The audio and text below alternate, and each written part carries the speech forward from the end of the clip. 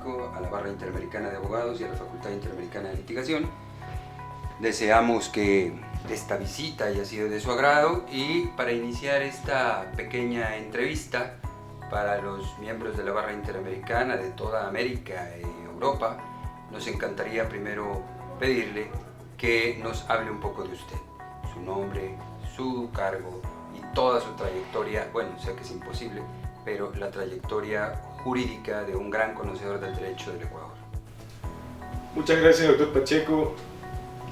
Muy halagado y agradecido de sobremanera por las atenciones que ha tenido usted para conmigo, y a través suyo también pues trasladar estos agradecimientos, estos parabienes a todos quienes forman la Barra Interamericana y la Facultad de Litigación. Y pues bueno, mira, a mí no me gusta mucho hablar en primera persona, pero lo que te puedo decir es que soy abogado o licenciado, como se llama acá, especialista en ciencias penales y criminológicas. Tengo una diplomatura por la Universidad de Génova en argumentación jurídica. Tengo un curso de especialista en compliance por la Universidad de Granada. Soy magíster en Derecho Constitucional y en Criminalística y maestrante en Derecho Penal por la Universidad de Especialidades Espíritu Santo. Perito en Criminología, acreditado por el Consejo de la Judicatura, y actualmente ejerzo la magistratura en mi país en la especialidad de Garantías Penitenciarias. He ejercido la docencia por algún tiempo. Actualmente soy profesor de la maestría de Derecho Penal de la Universidad de Otavalo. Y pues bueno, eso es lo más importante que se podría resaltar. Que no es poco, doctor, un enorme conocimiento. Hoy para nuestro canal quisiéramos hacer algunas preguntas en relación a los temas centrales de esta pasantía que personalidades como usted han venido a hacer a México. Teoría de la argumentación y teoría del delito. Dos elementos fundamentales para el derecho penal. ¿Qué podría decirnos a manera de acercamiento a estos temas? Pues mira, como lo conversábamos casualmente ayer en la clase que tuvimos respecto puntualmente a estos temas, la argumentación jurídica no simplemente puede ser un relato de hechos de forma cronológica o de forma temática, sino que la argumentación jurídica principalmente debe ser una posición esquematizada. El esquema lo escoge quien tenga que argumentar y en qué sentido debe argumentar, cuyo fin o cuya forma, dicho de mejor manera, puede ser oral o puede ser escrita. En base al sistema adversarial o el sistema acusatorio que tenemos, pues evidentemente la argumentación se va a ver desde Fiscalía o Ministerio Público y desde la defensa pues de forma oral. Los jueces tienen la suma obligación o la suma responsabilidad de hacer esa argumentación por escrito, más allá de la que puedan hacer de forma sucinta oralmente cuando dictan su resolución en la audiencia.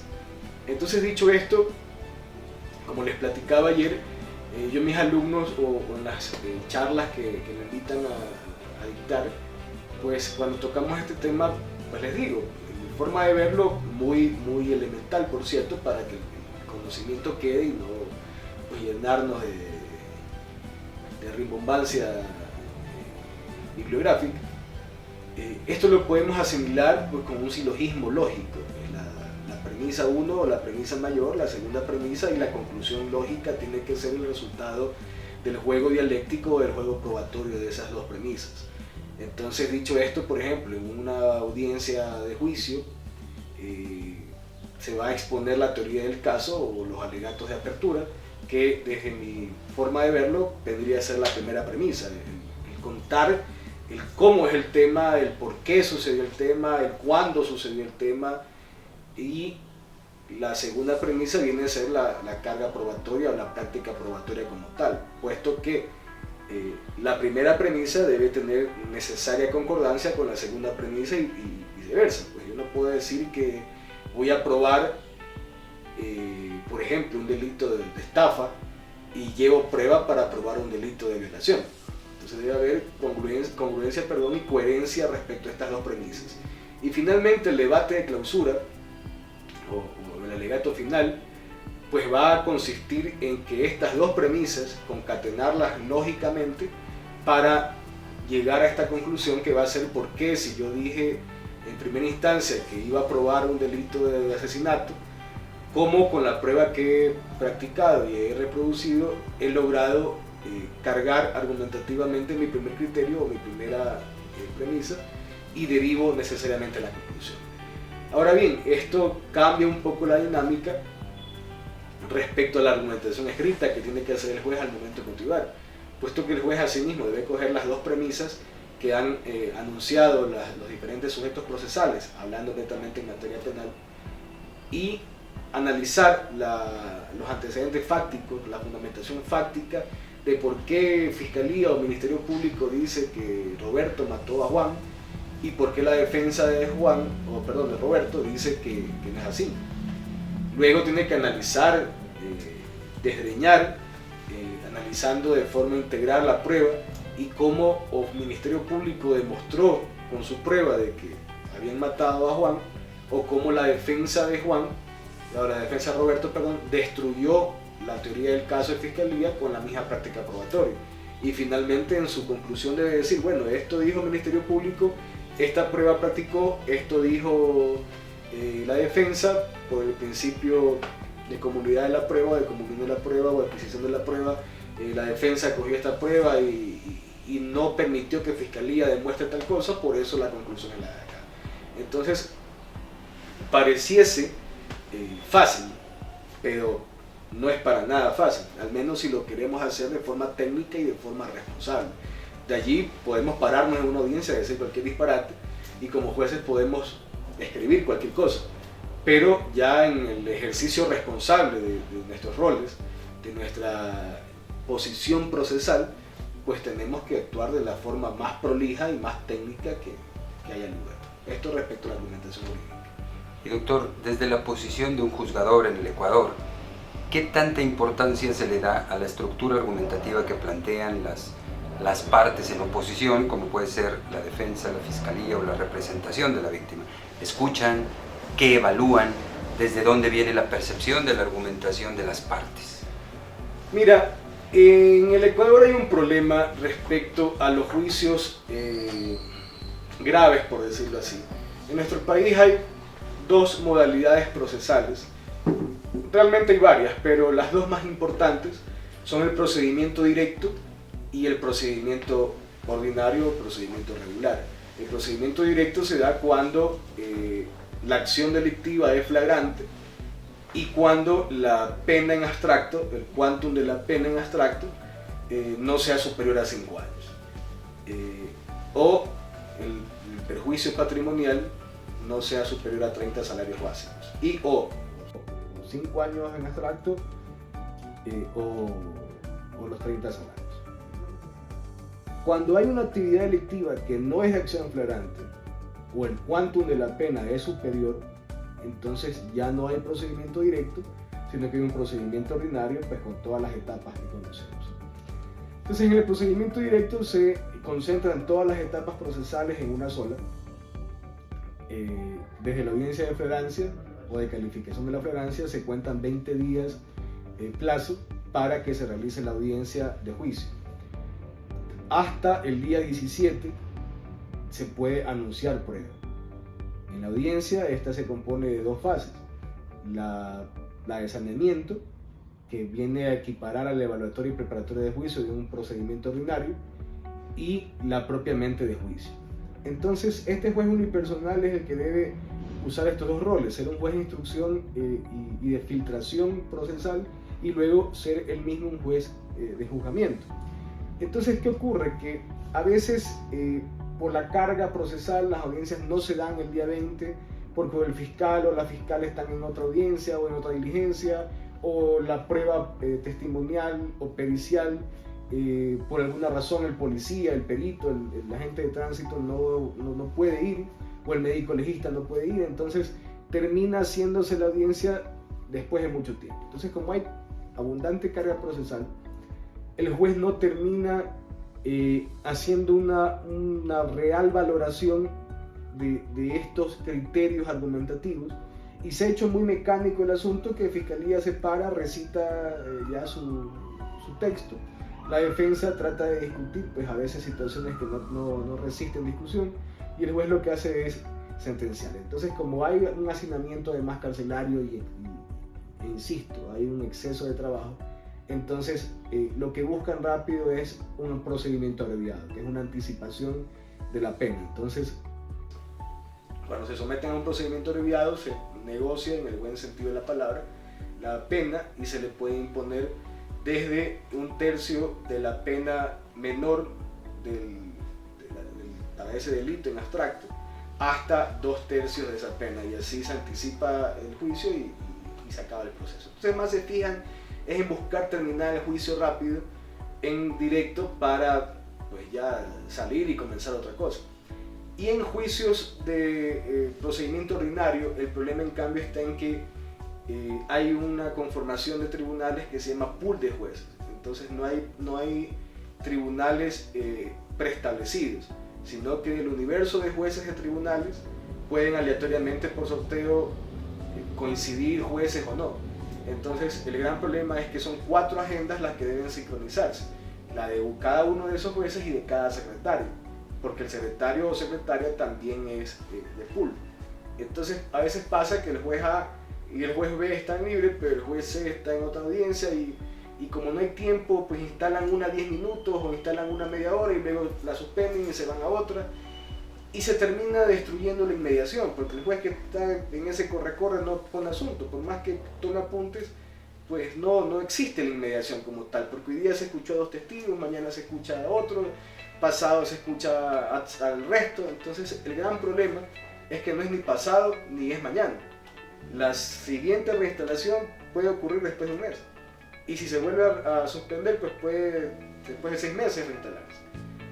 Solamente con el peligro de caducidad de prisión preventiva, pues tratan de hacerlo lo más rápido posible. Entonces, para puntualmente, y luego de esta explicación holística de cómo funciona el procedimiento, en la práctica, en la realidad, no en lo que dicen los libros, la mayoría de jueces no le ponen mucho asunto a este tema.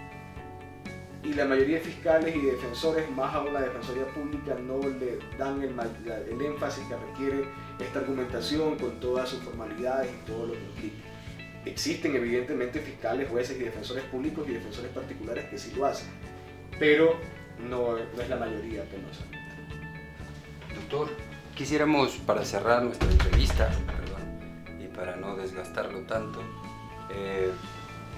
que nos diera sus comentarios acerca de esta visita académica que ha hecho a México, que ha sido muy corta, pero que definitivamente para nosotros ha sido bastante nutritiva. Pues mire, doctor, la verdad es que apenado porque no se pudo dar la pasantía completa. Mis obligaciones como magistrado en mi país me lo impedían y solo pude conseguir pues, un permiso de 2 días y medio. Y que he podido estar acá al finalizar y me llevo muy gratas impresiones. Espero pronto volver a alguna actividad académica o un paseo familiar. Lo poco que he podido conocer de Ciudad de México en este tiempo pues me ha gustado mucho. Queda pues evidentemente muchísimo por conocer, y contestando puntualmente en el tema académico, pues me parece que es una actividad muy enriquecedora para el intercambio cultural y el intercambio cultural jurídico, porque también el derecho y los conocimientos jurídicos forman parte de la cultura. Entonces hemos podido compartir, además de con mis compatriotas que ellos se anticiparon en el viaje, con una delegación muy querida, muy agradable de compañeras y compañeros peruanos. Y entonces esos matices de cultura de México, de Perú, de Ecuador, que en definitiva, aunque tenemos historias no tan parecidas, sin embargo venimos un tronco común latinoamericano pues, que nos hermana y nos une al final del día. Entonces, gustoso de haber estado acá, le insisto, muy agradecido por la hospitalidad y por todo el cariño prodigado hacia la delegación y hacia mí, y esperando volver muy pronto acá para, insisto, poder realizar alguna otra actividad académica o pues un tema familiar y también reunirnos con la Hermandad Mexicana. Y será bienvenido, doctor. Siempre es un placer recibir gente tan valiosa, tan experta y tan amiga con usted, doctor. Queremos hacerle un pequeño presente de uno de los libros últimos que ha publicado la Barra Interamericana de Abogados, que es Teorías de la Argumentación, justamente atendiendo a este tema que estamos revisando el día de hoy. Pues muchas gracias, doctor. Pues espero que le estampe ahí el sello, la dedicatoria, y nuevamente las palabras de agradecimiento no son suficientes.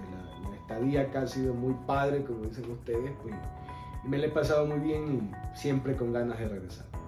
Honradísimos, doctor, muchísimas gracias, y un saludo a todos nuestros hermanos de Perú y Ecuador que han sido magníficamente representados por esta delegación tan extraordinaria. Muchísimas gracias, doctor. Si quiere decir algo más, le agradecemos su visita a México. Nada, los espero en Ecuador. Muy buenos días, doctoras. Bienvenidas a nuestro país, México, a las instalaciones de la Facultad Interamericana de Litigación de la Barra Interamericana de Abogados en la ciudad capital de México. Sean ustedes bienvenidas a esta pasantía internacional con miembros del Perú y con miembros de Ecuador, que ha sido bastante beneficiosa para nosotros.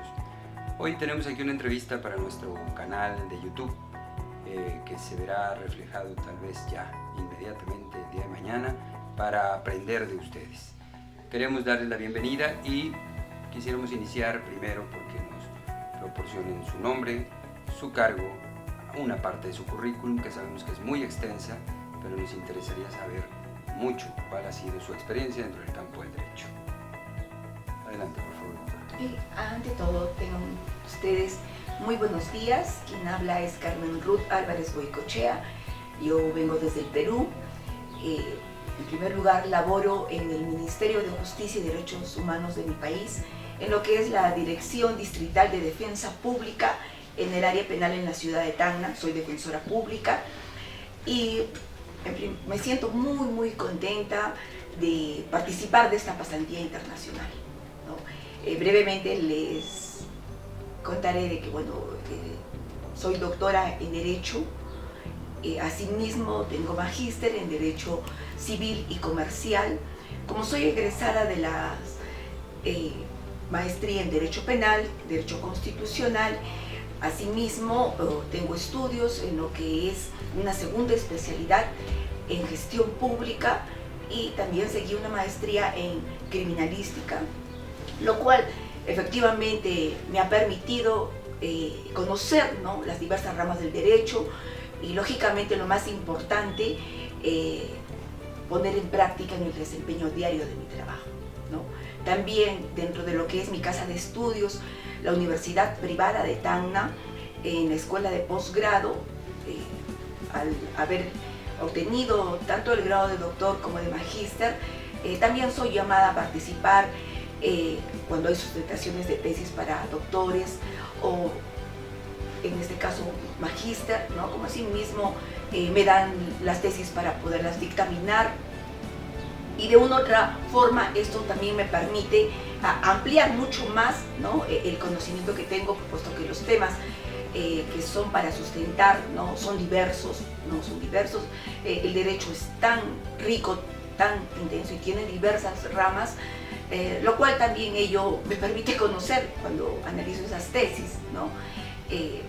Eso les podría manifestar en lo que respecta académicamente.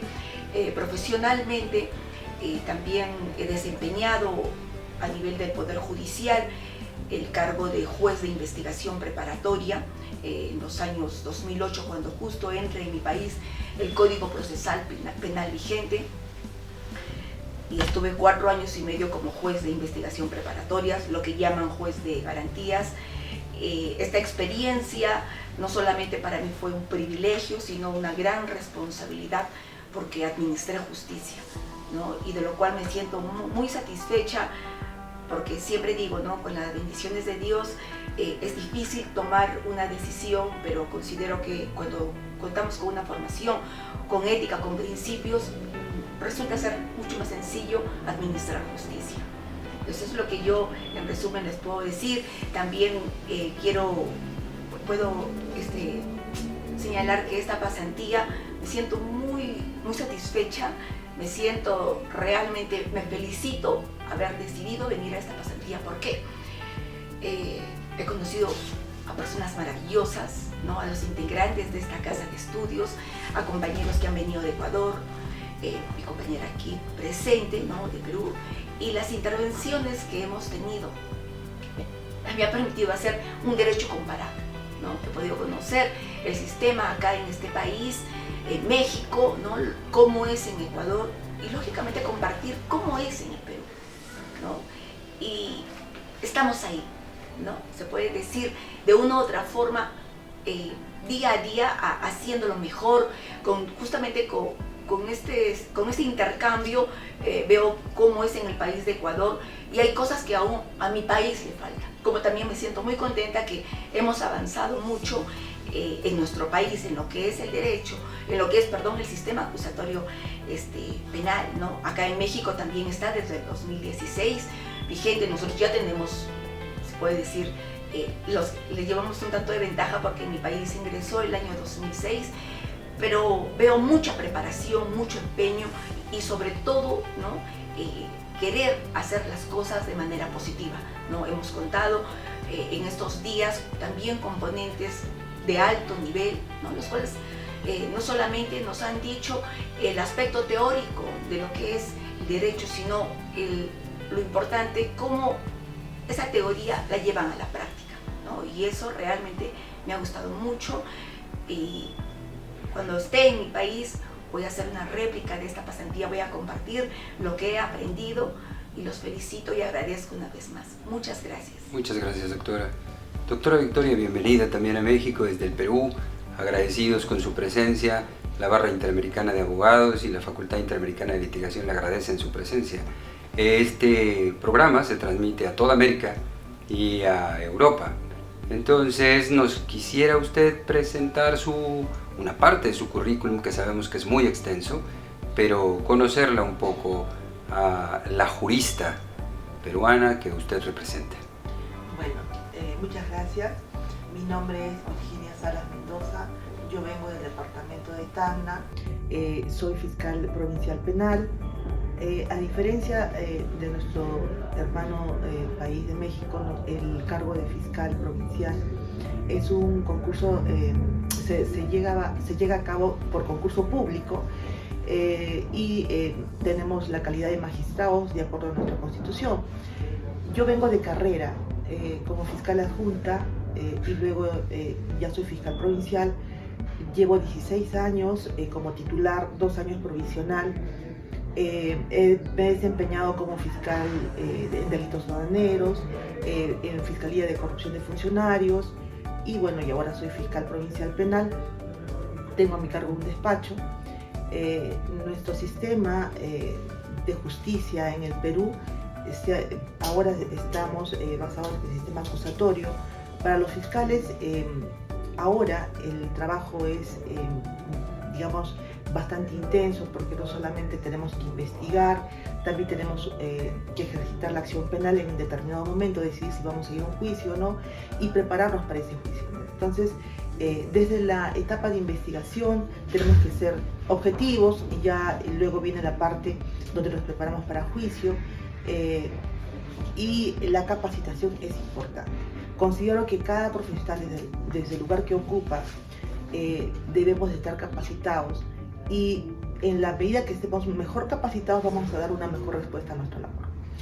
Nosotros, como considero cualquier ente o operador del derecho, colaboramos con la Administración de Justicia, con la seguridad de nuestra sociedad. Entonces, estos eventos académicos a mí me permiten tener una mejor capacidad para resolver los conflictos que veo, ¿no? Igual que mi compañera, me siento muy satisfecha con lo que vengo recibiendo.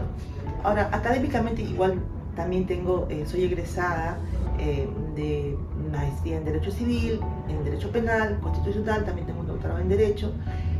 Igualmente también he sido catedrática de la Universidad Nacional y de la Universidad Particular de la Facultad de Derecho en la ciudad de Tacna. Y ahora, bueno, ejerzo solamente mi despacho, que ya tiene una carga bastante excesiva. Igualmente hemos visitado diferentes instituciones acá en México, y me llevo la impresión de que sí existe una justicia más ordenada, ¿no? A diferencia de nuestro país, que también hemos avanzado bastante, pero existe, digamos, en nuestro país una excesiva carga y tenemos, digamos, un personal escaso para poder resolver. Entonces, tenemos que operar de una manera tal vez más dinámica, más intensa, ¿no? Sobreesforzándonos para poder cumplir nuestras metas. Pero sí me llevo esa estructura que ustedes tienen para hacer también una réplica en mi país. Considero que todos mejoramos día a día y en la medida que nosotros estemos preparados vamos a tratar de mejorar también nuestro sistema de justicia. Magnífico, doctora, muchísimas gracias. Ahora, específicamente esta pasantía ha abordado los temas de teoría de la argumentación y teoría del delito. Quisiéramos que de alguna manera sucinta nos pudiesen platicar qué está sucediendo en el Perú con estos temas. ¿Realmente la argumentación es una práctica común, las estrategias de oralización, los planteamientos argumentativos al Poder Judicial y el Poder Judicial los analiza, los evalúa, realmente los valora y a partir de esos elementos decide su condena, o simplemente son metodologías no aplicables para nuestros sistemas judiciales en América? En Perú realmente puedo sentirme orgullosa en ese aspecto. Sí, efectivamente, se analiza profundamente, ¿no?, para las decisiones judiciales los aspectos de argumentación, de teoría del delito, ¿no? Y más aún resulta ser, yo diría, mucho más exigente cuando nos vamos a juicio, ¿no? Como ustedes bien saben, el sistema acusatorio, también los procesos concluyen con salidas alternativas, ¿no? Donde solamente no se hace más allá de los actos de investigación que se realizan dentro de un proceso, pero no son valorados, ¿no?, de manera profunda, ¿no?, de manera teórica, al momento de emitir una resolución que resuelve el conflicto, ¿no?, porque justamente son salidas alternativas, como ser la aplicación del principio de oportunidad, la terminación anticipada, la conclusión anticipada, ¿no?, cuando sencillamente se califican los hechos, si efectivamente esos hechos se subsumen al tipo penal y finalmente lo que es, ¿no?, el fallo, que es la condena, ¿no?, dentro de lo que es esa investigación al tipo penal, ¿no? Entonces no hay mayor análisis, esa es la verdad, porque todo tiene un esquema, una estructura y esos son los aspectos que tienen que desarrollarse para cumplir el fallo.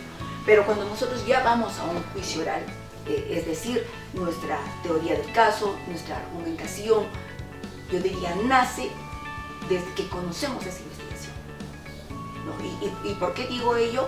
Porque efectivamente, cuando se presenta el conflicto, ¿no?, en mi caso, yo como abogada defensora, ¿no?, voy viendo, voy analizando, ¿no?, los actos de investigación para la defensa que yo estoy haciendo. Lo mismo era, lógicamente, el fiscal, ¿no? Entonces nosotros, dentro de lo que ya pasó la etapa preliminar, nos vamos a lo que es la investigación preparatoria y efectivamente seguimos realizando actos de investigación que determinen lo que corresponde, por ejemplo, un delito de hurto agravado, ¿no?, si efectivamente cometió o no cometió, aportar pruebas a esa investigación, ¿no?, a ese proceso, para que luego a nivel de etapa intermedia, ¿no?, que es la etapa se puede decir emblemática a nivel de lo que es el proceso acusatorio, ya frente al juez de garantías, efectivamente, como defensa, ofrecer, ¿no?, todos aquellos actos de investigación, ¿no?, en etapa intermedia, lo propio realiza el fiscal y es el juez de garantías, el juez en etapa intermedia le va a dar ese peso si efectivamente resultan ser útiles, pertinentes, conducentes para ser ya actuados a nivel de la etapa de juzgamiento, ¿no? Admitida esta etapa intermedia ya en juzgamiento, lógicamente nuestro desarrollo, ¿no?, es mucho más profundo porque ya van a ser las pruebas que nosotros hemos ofrecido en etapa intermedia, ¿no? Como ser peritos, testigos, ¿no? De acuerdo lógicamente al caso que llevamos a juicio oral, en el cual en las sesiones que se desarrollen en este juicio, ¿no? Porque es el juez, los jueces de juzgamiento, ellos no conocen nada del caso, ellos recién se van a enterar del caso cuando nosotros vamos a ese juicio, ¿no? ¿Qué pasó? Entonces ahí nosotros tenemos que, con nuestra argumentación, ¿no? Con nuestra teoría, darle a conocer al juez cuál es nuestra pretensión, ¿no? Y en sí ahí hay un esquema, hay una estructura, ¿no? Hay un orden, ¿no? Para que efectivamente, llevado a cabo todos esos actos de investigación que se van a desarrollar ya en ese juicio oral, ¿no? Es el juez que luego de concluido todo ese debate, ¿no? En todas las sesiones que correspondan, ¿no? Y ya con nuestro, porque realizamos un alegato inicial. El alegato inicial implica que vamos a ofrecerle un resumen de lo que son los hechos, ¿no? Y cuáles son nuestras pruebas que van a demostrar nuestra teoría del caso. Ofrecerle eso al juez.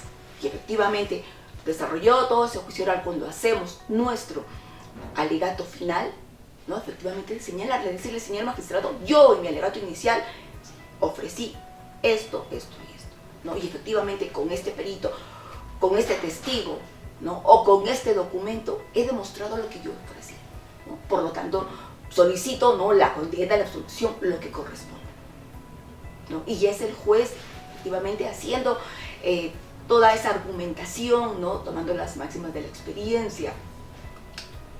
Tenemos mucha jurisprudencia, mucha doctrina, ¿no? Y efectivamente también precedentes vinculantes que son directrices para que los jueces efectivamente plasmen en lo que es su sentencia y desarrollen, ¿no? Por ejemplo, incluso nosotros también aplicamos en nuestros alegatos ya finales, ¿no? Diversos acuerdos plenarios, ¿no? Por ejemplo, en lo que es terminación anticipada, disculpen, en lo que es tráfico ilícito de drogas, hay tipo base, hay tipo agravante, ¿no? Y el tipo agravante implica, digamos, es agravante cuando la concurrencia de más de dos sujetos procesales. Entonces, si ya son tres, es agravante. Pero también hay acuerdos plenarios que establecen que la concurrencia, ¿no? De tres personas dentro de un proceso de tráfico ilícito de drogas no es suficiente, sino sería así si se cumplieran diversos requisitos. Entonces, por ejemplo, ¿no? Que efectivamente esas tres personas tengan plenamente el conocimiento qué es lo que iban a hacer respecto a lo que es tráfico de drogas. Si los tres conocían todo lo que puede decir el delito en sí, se cumple el agravante, ¿no?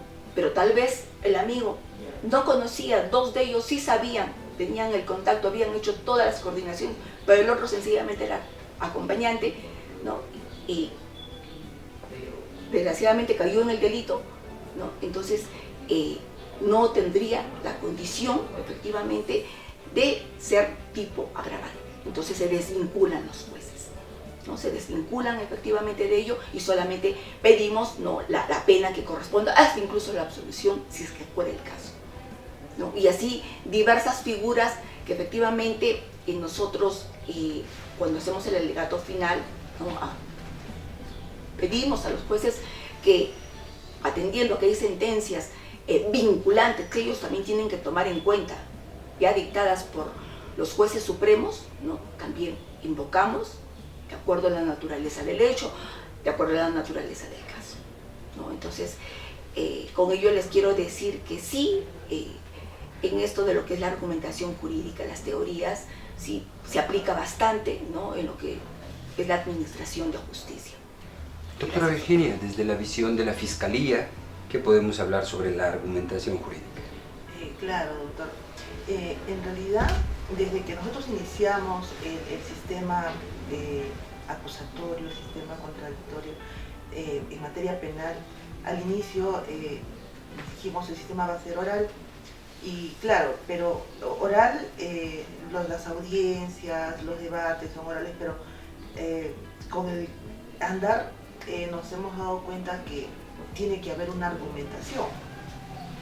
porque nosotros de pronto iniciamos una investigación, vamos digamos a la escena del crimen, levantamos actas, levantamos de pronto declaraciones, ¿no? Y las llevamos, de pronto una evidencia material, y la llevamos a juicio. Hacemos nuestro juicio, lo estructuramos, pero al momento de hacer, como decía mi colega, un alegato final, tenemos que argumentar. Para ello, ya constitucionalmente nosotros estamos obligados a motivar, y los jueces más aún, a motivar sus resoluciones. Y digamos que el control de una segunda etapa se anula a veces las sentencias por falta de motivación aparente, entonces nos obligan a argumentar. Para ello también la Corte Suprema en materia penal ha desarrollado mucho los acuerdos plenarios, y se han hecho pronunciamientos respecto de varios temas como violación sexual, la declaración de la víctima, y se ha desarrollado mucho. Entonces nosotros cuando argumentamos, de pronto digamos hacemos una estructura de nuestro alegato final, señalamos hechos, ¿no? Y con qué estamos probando estos hechos. Y hacemos una estructura, bueno, hemos actuado esta prueba, esta otra, y ahí tenemos que argumentar, ¿no? Entonces, el desarrollo de la argumentación es importante, porque de esa forma nosotros vamos a convencer al juez. No es solamente oralizar, como bien decíamos en nuestra pasantía, y que el doctor Rubén Pacheco también nos ha ilustrado al respecto, y nos queda clarísimo que debemos de argumentar, ¿no? Y para ello tenemos que convencer al juez con nuestros argumentos por qué razón debe valorarse un acto de investigación. Entonces para la Fiscalía sí es importante cumplir con las garantías, cumplir con los acuerdos plenarios, pero llevar a cabo ya nuestro alegato final, argumentar, ¿no? Por ejemplo, también me parece interesante, ¿no?, lo que señaló nuestra colega respecto del desarrollo de los acuerdos plenarios. En esos acuerdos plenarios hay una argumentación especial, y prácticamente ya tenemos, digamos, adelantado el trabajo por la Corte Suprema, que son parámetros que nos obligan, por ejemplo, ¿no?, en materia de violación sexual, por ejemplo, la retractación de la víctima. De pronto, nosotros cuando iniciamos un juicio, digamos, por violación sexual, contra la integridad sexual de las víctimas, podemos decir, inicialmente tenemos todo, o sea, la víctima, la familia está indignada y tenemos todo ese cúmulo de pruebas, pero cuando llegamos ya a la etapa de juicio, por miles de razones, esta víctima se retracta, la familia se retracta, y es interesante la forma como ha desarrollado, por ejemplo, la Corte Suprema, por qué no se debe de, o cómo debemos de tomar esa retractación, ¿no? Y ahí, por ejemplo, surge la argumentación, porque tenemos que basarnos en un acuerdo plenario, que en este caso es el 01-2011, donde se desarrolla por qué razones una víctima podría retractarse, ¿no? De pronto la vinculación con el agresor, y tenemos que argumentar por qué razón esa víctima estaría retractándose, por qué razón la familia, o de pronto por qué esa versión inicial debe ser valorada más que la retractación. Y ahí entra pues esa especial argumentación, ¿no? De pronto tenemos una norma general, o tenemos premisas, ¿cómo lo hacemos?, ¿no? Entonces todo ello, bueno, en el país, a nivel de la Corte Suprema, se han desarrollado mucho los acuerdos plenarios, los recursos de nulidad, que inclusive ya marcan como precedentes vinculantes, donde no podemos alejarnos, ¿no? Y de alejarnos, que sí se puede, en algún momento las personas que toman la decisión, que son los jueces, tendrían que hacer una especial argumentación, ¿no? Y siempre también tomando en cuenta el control de convencionalidad de las sentencias de la Corte Interamericana, que también se basan de pronto en el respeto a los derechos humanos, ¿no? Todo ello pues nos obliga a estar mejor preparados, a estar mejor capacitados, ¿no? Doctoras, por último, si nos pudieran dejar algún mensaje para quienes nos ven y nos escuchan en las redes de la Barra Interamericana de Abogados, nos encantaría que nos dieran un mensaje de saludo y de bienvenida para próxima visita al Perú. Muchas gracias. Realmente, en primer lugar, independiente del mensaje que les voy a dejar, quiero agradecer a esta casa de estudios por esa acogida, por sus conocimientos y yo diría por su amistad, ¿no? Tienen un país maravilloso, tienen un país rico en cultura, sus instituciones advierto que están debidamente estructuradas y sobre todo se ve las ganas realmente de ese trabajo de salir adelante, ¿no? Porque como todo país hay conflictos, hay problemas, hay dificultades, pero considero que si uno realmente quiere a su país, ¿no?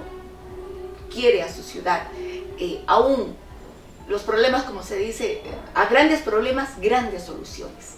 Y eso es lo que yo veo en este país, ¿no? Sus políticas públicas se están trabajando, ¿no? Se están trabajando de manera conjunta y efectivamente a este país de México no se desanimen, ¿no? También, así como hay cosas buenas, también hay cosas malas, pero estimo de que van a seguir, como se dice, liderando las cosas negativas cuando perdemos la voluntad.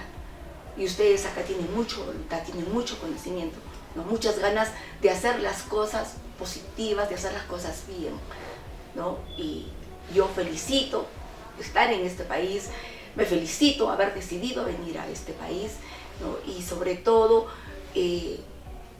tuve la oportunidad de conocer a la Virgen, a vuestra Virgen realmente, escuché misa, disculpen que me exprese de esta forma, y me siento inmensamente feliz, ¿no? Soy católica y ojalá mis hermanas, mis sobrinos tengan la oportunidad también de estar en este país y estar frente a la Virgen, como lo he estado yo, ¿no? Sigan adelante, que Dios los bendiga en todos sus proyectos, en todo lo que venga más adelante y sobre todo sé que organizan diversos cursos, diversas pasantías, ¿no? Y para las personas que deseen, no lo piensen dos veces, decídanse y van a encontrar no solamente ese aspecto académico, ese aspecto de intercambio, ¿no? Sino, caracho, esa realmente fraternidad de este país, ese calor, ¿no?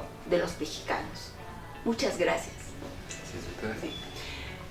Bueno, yo me siento admirada por el nivel académico de los profesores, de los magistrados, de las instituciones.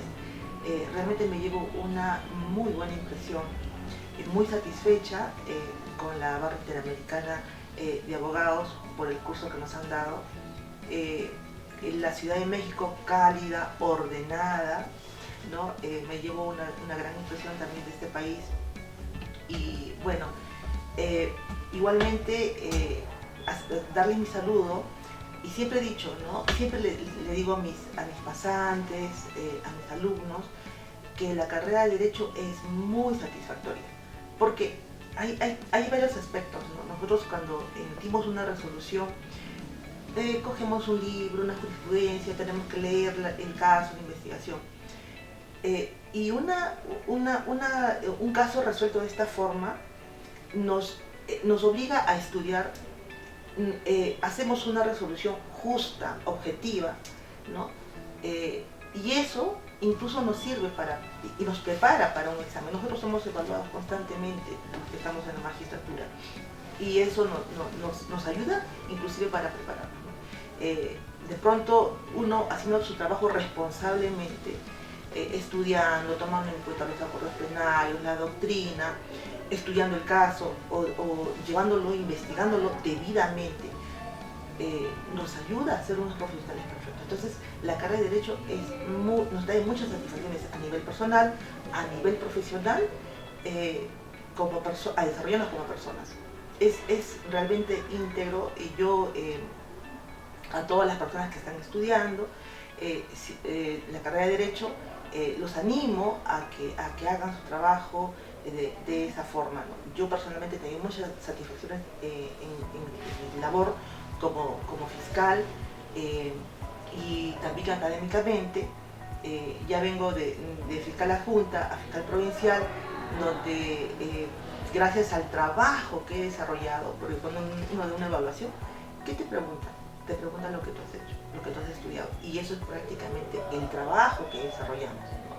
Y siempre digo, inclusive, cuando tú a veces, bueno, en mi país somos, digamos, pocos fiscales para la carga que tenemos, sin embargo, tramitamos a veces 12 de la noche, 1 de la mañana, 2 de la mañana, y después de que terminamos nuestro trabajo y nos sentimos plenamente satisfechos, yo digo, naciste para ser fiscal. Si después de trabajar no reclamas y estás nuevamente de pie, naciste para ser fiscal, ¿no? Naciste para ser abogado. Entonces, bueno, igualmente los espero en mi país también tiene magníficos escenarios, existe también excelentes juristas y los espero con toda la calidez que ustedes nos han recibido. Igual en mi país los esperamos para poder compartir académicamente y también fraternalmente. Muchísimas gracias, doctoras. Les queremos agradecer infinitamente su presencia en México, en la Barra Interamericana de Abogados y la Facultad Interamericana de Litigación, desde la capital del mundo azteca, Ciudad de México. Muchas gracias y muy pronto nos veremos. Gracias a todos. Muy buenos días, doctora. Bienvenida sea usted a la Ciudad de México, al país capital del mundo azteca. Estamos muy felices de recibir a esta comisión de Ecuador y del Perú. Les deseamos que haya sido una visita agradable y a través de este canal de YouTube estamos conectados a toda América y a parte de Europa. Es un gusto recibirla, doctora, a la Barra Interamericana de Abogados y a la Facultad Interamericana de Litigación. Esta pequeña entrevista es con la intención de conocer algunos elementos jurídicos, sabiendo que usted es una gran jurista del Ecuador, para conocer la estructura jurídica y de funcionamiento, aunque sea de grosso modo, en el Ecuador. Primeramente, quisiera pedirle, doctora, si nos hace favor de presentarse y darnos un poco de su currículum para el tema del derecho. Nos interesaría muchísimo saber de usted. ¿Qué tal, doctor? Buen día, muchas gracias por su acogida y su recibimiento. Me siento orgullosa de estar acá como ecuatoriana. Estar en su país ha sido lo mejor que me ha pasado. Y en cuanto a mi trayectoria, pues soy abogada de la República del Ecuador. Presto actualmente mis servicios en la unidad judicial, en la unidad especializada en garantías penitenciarias. Estoy cursando maestrías y ahora mismo pues en esta pasantía internacional con ustedes, como ya lo veníamos hablando, es muy probable que también haga el doctorado aquí con ustedes. Eso es una magnífica noticia, doctora. Y en esta dinámica que tenemos en relación al conocimiento, nos interesa el conocimiento y hemos estado hablando sobre teoría de la argumentación y también teoría del delito. Denos su impresión, doctora, ¿qué tan importante resulta para su función la teoría de la argumentación o los modelos de la argumentación de los que se habla tanto en el mundo? Si fuera tan amable darnos impresiones. Sí, doctor. En el área que yo me manejo en Ecuador, que es la unidad de garantías penitenciarias, pues en la teoría de la argumentación pues simplemente es súper fácil, súper básica, dada a la unidad en la que me encuentro, porque ya es una unidad de ejecución. Entonces allí no vamos a probar el delito como tal, ya estamos en la etapa más de ejecución. Entonces sí me gustaría recalcar aquello porque en esa unidad lo que vemos simplemente es el beneficio del privado de la libertad, como le llamamos en Ecuador el PACL. Privado de la libertad que debe de tener pues siempre a la vista sus derechos, los derechos tanto a la salud como a la libertad, la vida, todos los derechos que se recogen en nuestra Constitución, ¿no? Es por eso que en los temas de argumentación yo los vi cuando estaba en la Unidad Judicial Penal Norte 2, en la ciudad de Guayaquil y en el centro comercial Albámbora. Allí se queda la unidad en la que yo prestaba servicios hace 2 años. En esa unidad sí nos manejábamos más con el tema de la argumentación jurídica porque ya eran procesos tanto penales y penales tránsito. Entonces allí sí se tenía que demostrar como abogado postulante, como le llaman acá, o como abogado en el libre ejercicio, la teoría del caso para que nuestro magistrado llegue a una conclusión y motivadamente de una resolución, ¿verdad? En cuanto a lo que hemos acá recibido las clases con ustedes, con Navarra, me ha parecido excelente porque he aprendido e intercambiado con la doctora que estuvo el día martes, la doctora, me recuerdo, la doctora Cristal, con quien también pudimos llevar más el tema de la reparación, que eso también me dejó como huellas para poder en Ecuador darle más a la reparación integral, porque efectivamente muchas veces solamente hacemos una sentencia, damos una teoría del caso, llegamos a una sentencia, pero no nos enfocamos en la reparación integral a la víctima y dejamos que ellos por cuerda separada lo realicen, y eso, de acuerdo a la maestra, pues no debería de ser así, y comparto la idea con ella. Doctora, en relación con las mejoras que ha tenido este sistema a través del cambio de elementos fundamentales y paradigmas, como ha sido el sistema inquisitivo a este nuevo sistema adversarial, acusatorio, garantista, ¿qué podríamos decir? ¿Ha mejorado en su país la cuestión penitenciaria? ¿Ha habido cambios? ¿Ha mejorado la percepción de los derechos humanos en su aplicación? ¿Ha habido mejoras con las reformas de este nuevo paradigma? Sí, ha habido reformas, ha habido cambios. De hecho, antes pues no, los PPLs eran como personas que olvidadas, por decirlo así. No se manejaba una unidad especializada, con jueces especializados en la materia. Esto recién tiene desde el 3 de octubre del 2019, en la que se creó en Ecuador la Unidad de Garantías Penitenciarias. Y es a partir de ese momento en que los derechos de los PACLs están ya por encima de cualquier teoría, de cualquier cosa. Es lo que más se está viendo allá, lo que más hemos dado libertades, trabajamos en época de pandemia sin parar, muchos de nuestros compañeros fallecieron porque esta unidad nunca dejó de trabajar y no lo hacíamos virtual. Teníamos que ir al lugar a dar boletas, porque se comenzó con lo de la pandemia a morir muchos PPLs, fallecimientos, y que nunca sus cadáveres fueron entregados a los familiares. Y en el caso de que ni siquiera se trataban de las mismas personas. Entonces, nosotros sí hemos trabajado en eso, hemos hecho, en mi despacho hay 7.000 causas. 7.000 causas, usted se imagina, doctor, 7.000 causas, manejarlas, el tratamiento de que él se enfermó de tuberculosis, que había que hacer un traslado a un hospital.